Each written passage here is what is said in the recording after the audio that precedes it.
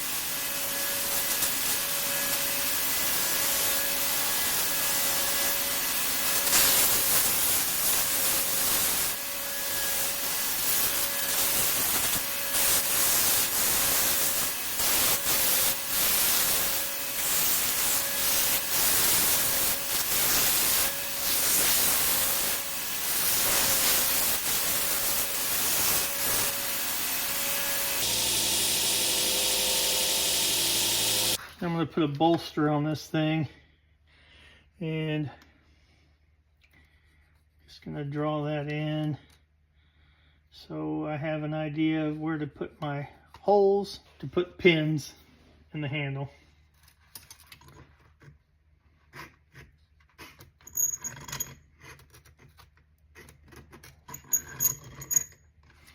Just going to take my calipers and scribe on there, and that'll get me a better idea of where center is. Make sure my pins are centered. So I'm thinking one down here and one up here. It's not going to be too much stress on this, so I think 2 pins is plenty. Center punch these guys so I can drill holes. Now we want to make sure that we find the right size drill bit for this pin. So I measure it with my caliper. And of course, if nothing else, you want your bit bigger than your pin or else you won't get your pin in. All right. So looks like 1/4 inch. I'm also going to do the same thing with my little bolster pins.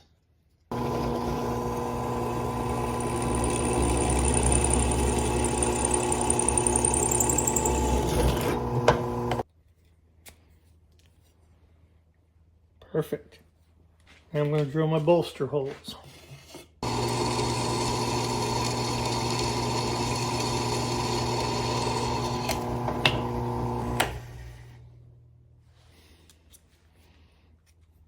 Perfect. I'm going to cut my bolster.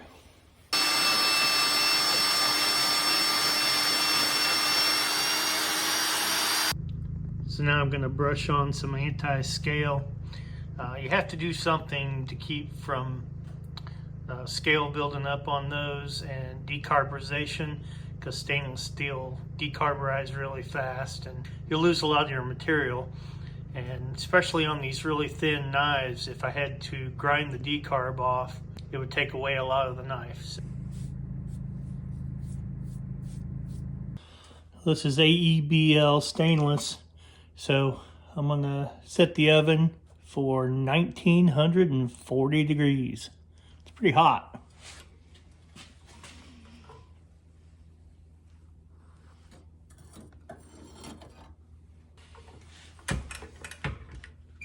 While that's heating up, I'm going to get my plates ready. These are like 1.5 inch thick aluminum plates. And when you clamp those hot knives in there, that aluminum just sucks the heat right out of it fast. Got my clamps here. That'll also help them not warp. So I'm going to heat them to 1940 degrees and let them soak for 15 minutes. And then plate quench them. Spray them with air.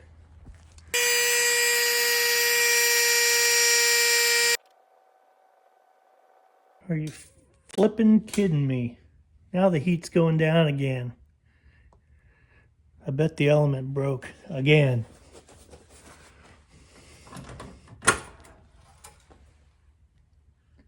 No? No? I don't know what's happening. It says it's heating, but the temperature keeps going down, down, down.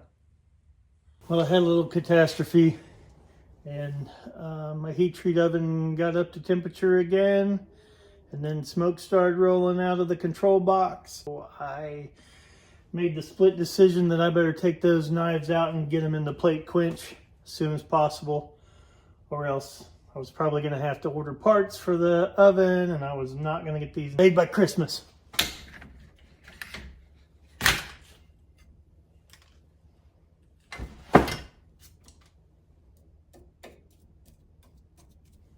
And they're pretty much just barely warm to the touch. So, crisis averted. Seems that I have smoked my relays in here. And that's why my homemade heat treat oven failed.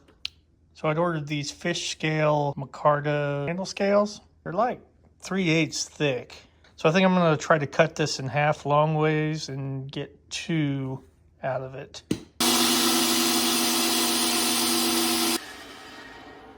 I was worried a little bit if they were actually hardened. And they are. That file just skates right across it, doesn't dig in at all. They are hardened. Sweet. I'll clean her up.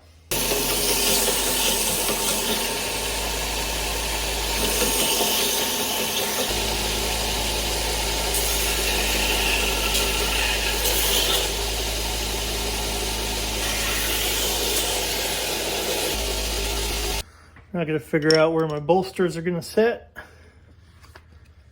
so I know where to grind my plunge line.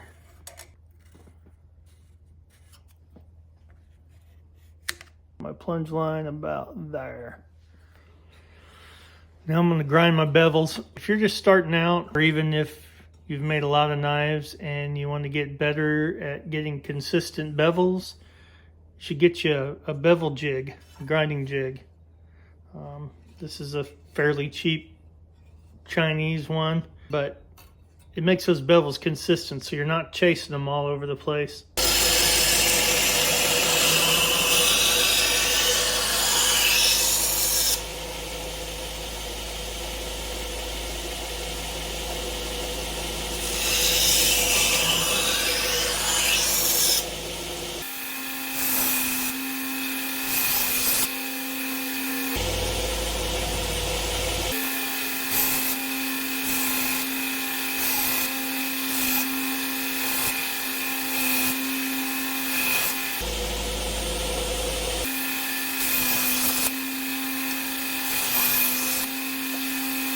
Now the bad thing about these grinding jigs is you can't just flip your knife back and forth and do like one pass on one side and one pass on the other side, because they're strapped to this and you have to loosen the screws and flip it over every time.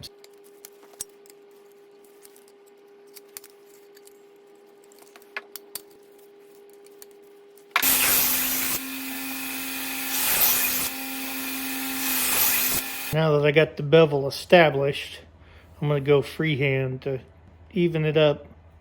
See, this one's much further up than this one. But now that I have that flat surface to guide me, I can freehand now.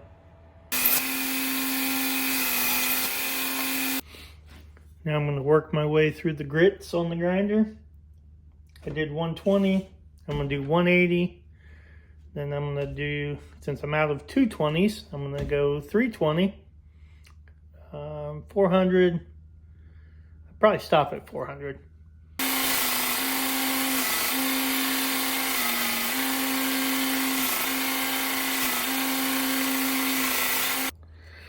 Well, I messed up the bevels, so it became a full flat grind. That's okay. It happens. It happens quite a bit for me. If you ever see a knife I make and it has a full grind, it's probably because I messed it up. One thing about a belt grinder, You'll sand the end of your thumb off. So now I'm going to put my bolster on there where it goes. Get it good and straight. I'm going to just take a little drop of the universal adhesive here and glue this on temporarily so that I can drill my holes.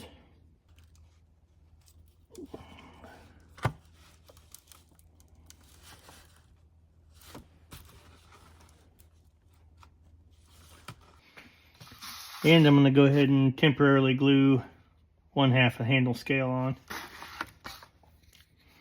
Just put a few dots on here.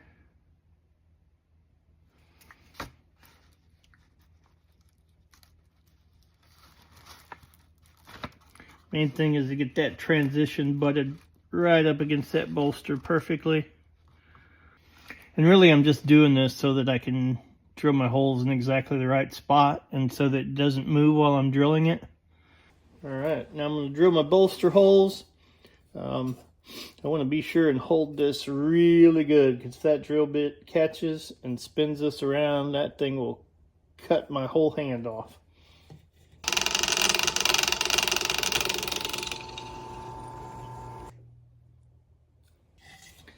Now I'm going to drill the handle scales.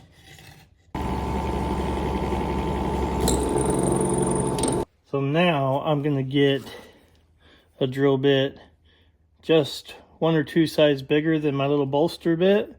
I'm going to kind of countersink those holes so that whenever I peen those pins off, it expands into the larger hole and will lock those bolsters in place.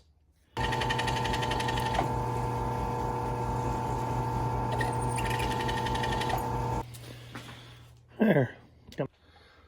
So to get them off, just give them a little wrap. Just pop them off. Plus I need to prep these really good for epoxy. And then I'm going to use some xylene. Clean these up. Whenever you clean this stuff up for gluing, be sure you use something that doesn't leave a film. Don't use like paint thinner or something, because that leaves an oily residue and it'll break the bond between your scales and knife. Ask me how I know.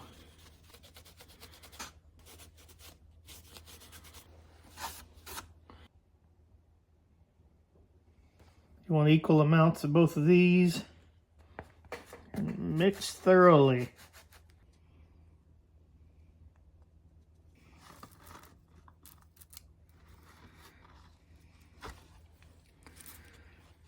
You want to make sure that you put the pins in there while you're epoxying it, because if you don't have the pins in there, you're never going to get it exact and it's going to be off and it won't work.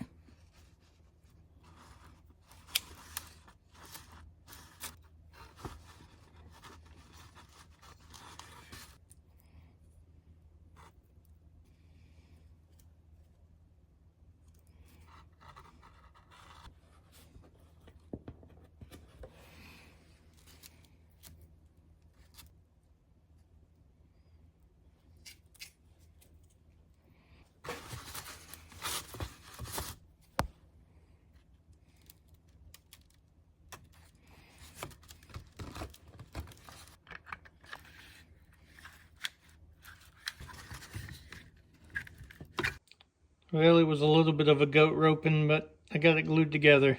So I let this set for a few minutes glued up, and then I pulled the pins out of my bolster. So when you leave those in, epoxy gets in the space around those, and when you go to peen them, then you get like what they call a fisheye, where you can see a ring around the pins. So now that I feel like the bolster won't move, I took the pins out. I will clean that hole out with that same drill bit after it's completely dry. And I'll also sand the epoxy off of these. That's another trick I learned the hard way. So now I'm going to pin the bolster on and peen my stainless pins over.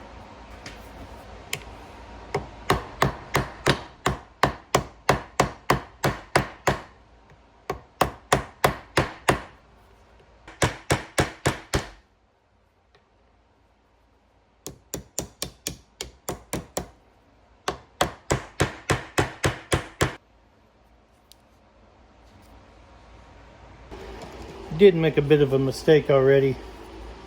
I should have finished these top sides of this bolster, because now that I've got them peened on there, can't really do anything with them. So now I'm going to shape the handle, and you're going to want to wear a mash for this. And I've also got an exhaust fan and the door open, so cross breeze blowing all that, because sanding this micarta epoxy can't be good for you.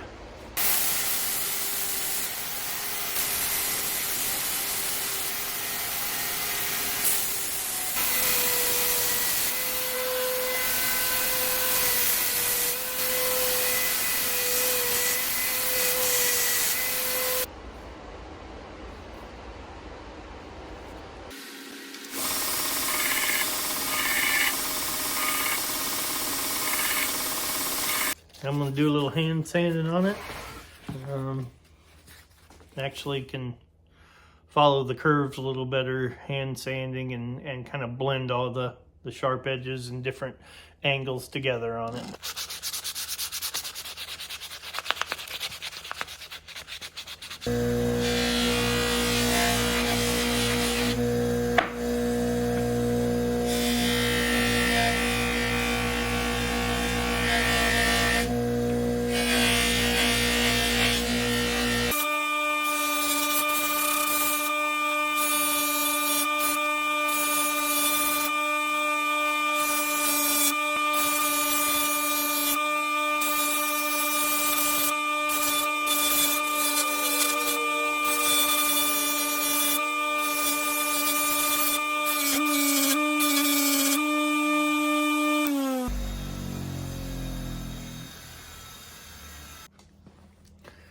Now let's put that final edge on it.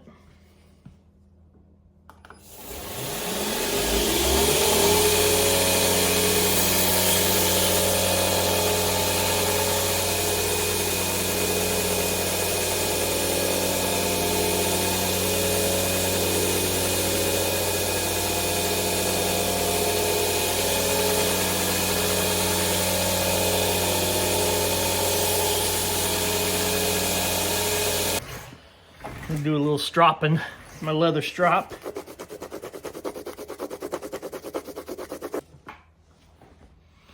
I'm going to find which side the burr is on and start with that.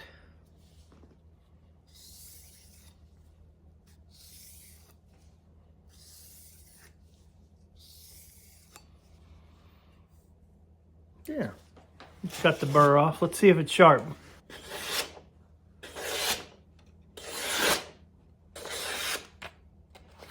See if we can cut just a tiny sliver off of it.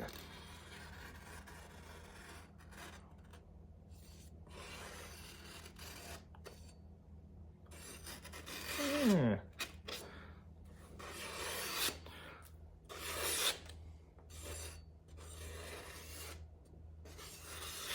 It's not bad. There's one little spot that could be sharper. It's right in there. That's where the blade is just a little bit thicker, because as I'm grinding the bevels on it, this thing would flex back, and it ended up getting thicker right there. But I'll work on that part right there and hone it up a little bit. I think it'll be just fine. So there it is. Custom fillet knife for my daughter for Christmas. So if you like this sort of content, please subscribe to my channel and push the like button. Helps the channel grow and get the content out to more people. So I really appreciate you watching, and come back and see us again next time.